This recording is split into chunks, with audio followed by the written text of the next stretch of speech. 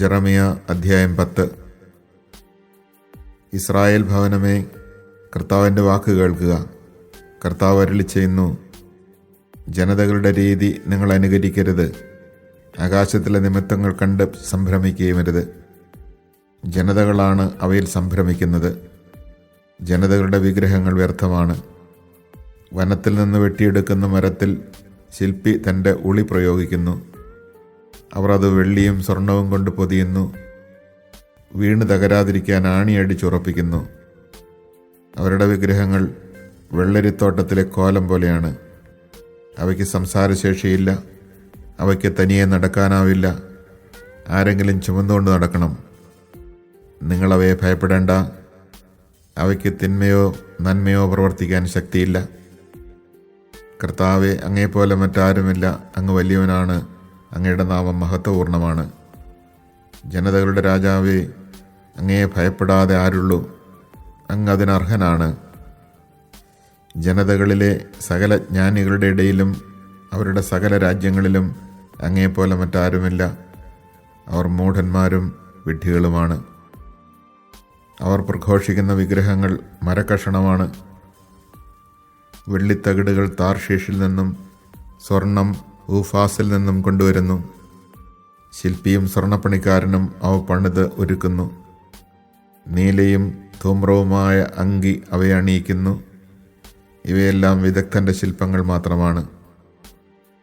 എന്നാൽ കർത്താവാണ് സത്യദൈവം, ജീവിക്കുന്ന ദൈവവും നിത്യനായ രാജാവും അവിടുന്ന് മാത്രം. അവിടുത്തെ ഉഗ്രകോപത്തിൽ ഭൂമി നടുങ്ങുന്നു. അവിടുത്തെ കോപം താങ്ങാൻ ജനതകൾക്കാവില്ല. നീ അവരോട് പറയുക, ആകാശത്തിൻ്റെയും ഭൂമിയുടെയും സൃഷ്ടാക്കളല്ലാത്ത ദേവന്മാർ ഭൂമിയിൽ നിന്ന് ആകാശത്തിന് കീഴിൽ നിന്ന് തിരോഭവിക്കും. തൻ്റെ ശക്തിയാൽ ഭൂമിയെ സൃഷ്ടിച്ചതും ജ്ഞാനത്താൽ ലോകത്തെ സ്ഥാപിച്ചതും അറിവാൽ ആകാശത്തെ വിരിച്ചതും അവിടുന്നാണ്. അവിടുന്ന് ശബ്ദിക്കുമ്പോൾ ആകാശത്തിൽ ജലം ഗർജിക്കുന്നു. ഭൂമിയുടെ അതിർത്തികളിൽ നിന്ന് അവിടുന്ന് മൂടൽമഞ്ഞുയർത്തുന്നു. മഴ പെയ്യിക്കാൻ മിന്നൽ പിണറുകൾ നിർമ്മിക്കുന്നു. അറപ്പുര തുറന്ന് കാറ്റിനെ അയക്കുന്നു. എല്ലാ മനുഷ്യരും അറിവില്ലാത്ത ഭോഷന്മാരാണ്. സ്വർണ്ണപ്പണിക്കാരൻ താൻ നിർമ്മിച്ച വിഗ്രഹങ്ങൾ നിമിത്തം ലജ്ജിതനാകുന്നു. അവൻ്റെ പ്രതിമകൾ വ്യാജമാണ്. ജീവശ്വാസം അവയിലില്ല. അവ വിലകെട്ടതും അർത്ഥശൂന്യവുമത്രേ. ശിക്ഷാദിനത്തിൽ അവ നശിക്കും. എന്നാൽ യാക്കോബിൻ്റെ അവകാശമായവൻ ഇങ്ങനെയല്ല. സർവവും രൂപപ്പെടുത്തിയത് അവിടുന്നാണ്. ഇസ്രായേൽ വംശം അവിടുത്തെ അവകാശമാണ്. സൈന്യങ്ങളുടെ കർത്താവെന്നാണ് അവിടുത്തെ നാമം. ഉപരോധിക്കപ്പെട്ട നഗരമേ, ഭാണ്ഡം കെട്ടി ഓടിപ്പോകുവിൻ. കർത്താവ് അരുളിച്ചെയ്യുന്നു, ഞാൻ ദേശവാസികളെയെല്ലാം ദൂരെ എറിയാൻ പോകുന്നു. അവരുടെ മേൽ ഞാൻ ദുരിതം വരുത്തും. അവർ അതനുഭവിക്കും. ഹാ കഷ്ടം! എനിക്ക് മുറിവേറ്റിരിക്കുന്നു, ദാരുണമായ മുറിവ്. ഞാനത് സഹിച്ചേ മതിയാവൂ. എൻ്റെ കൂടാരം തകർന്നുപോയി. ചരടുകളെല്ലാം പൊട്ടി. എൻ്റെ മക്കൾ എന്നെ വിട്ടുപോയി. ആരും അവശേഷിച്ചിട്ടില്ല. എൻ്റെ കൂടാരം വീണ്ടും പണിയാനും തിരശ്ശീല വിരിക്കാനും ആരുമില്ല. ഇടയന്മാരെല്ലാം ഭോഷന്മാരാണ്. അവർ കർത്താവിനെ അന്വേഷിക്കുന്നില്ല. അതിനാൽ അവർക്ക് ഐശ്വര്യമില്ല.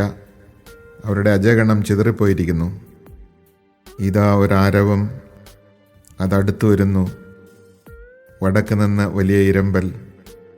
യൂദാ പട്ടണങ്ങളെ അത് വിജനമാക്കി കുറുക്കൻ്റെ താവളമാക്കും. കർത്താവേ, മനുഷ്യൻ്റെ മാർഗങ്ങൾ അവൻ്റെ നിയന്ത്രണത്തിലല്ലെന്നും നടക്കുന്നവന് തൻ്റെ ചുവടുകൾ സ്വാധീനമല്ലെന്നും എനിക്കറിയാം.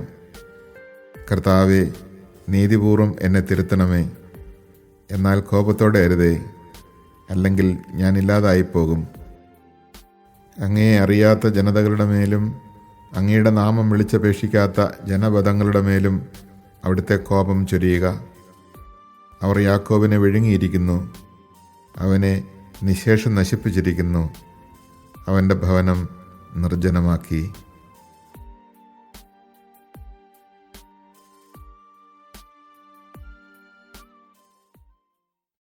Chapter 10. Hear the word which the Lord speaks to you, O house of Israel. Thus says the Lord, Learn not the customs of the nations, and have no fear of the signs of the heavens, though the nations fear them.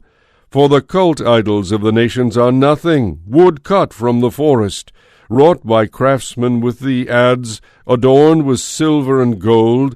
With nails and hammers they are fastened, that they may not totter. Like a scarecrow in a cucumber field are they cannot speak. They must be carried about, for they cannot walk. Fear them not, they can do no harm, neither is it in their power to do good. No one is like you, O Lord. Great are you. Great and mighty is your name. Who would not fear you? King of the nations, for it is your due. Among all the wisest of the nations, and in all their domain, there is none like you. One and all they are dumb and senseless. These idols they teach about are wooden. Silver strips brought from Tarshish and gold from Ophir, the work of the craftsman and the handiwork of the smelter, clothed with violet and purple, all of them the work of artisans. Thus shall you say of them, Let the gods that did not make heaven and earth perish from the earth and from beneath these heavens. The Lord is true God, he is the living God, the eternal King, before whose anger the earth quakes, whose wrath the nations cannot endure. He who made the earth by his power, established the world by his wisdom, and stretched out the heavens by his skill. When he thunders, the waters in the heavens roar, and he brings up clouds from the end of the earth. He makes the lightning flash in the rain, and releases storm winds from their chambers. Every man is stupid, ignorant, every artisan is put to shame by his idol. He has molded a fraud without breath of life. Nothingness are they, a ridiculous work. They will perish in their time of punishment. Not like these is the portion of Jacob. He is the creator of all things. Israel is his very own tribe. Lord of hosts is his name. Lift your bundle and leave the land, O city living in a state of siege. For thus says the Lord, Behold, this time I will sling away the inhabitants of the land. I will hem them in, that they may be taken. Woe is me! I am undone, my wound is incurable.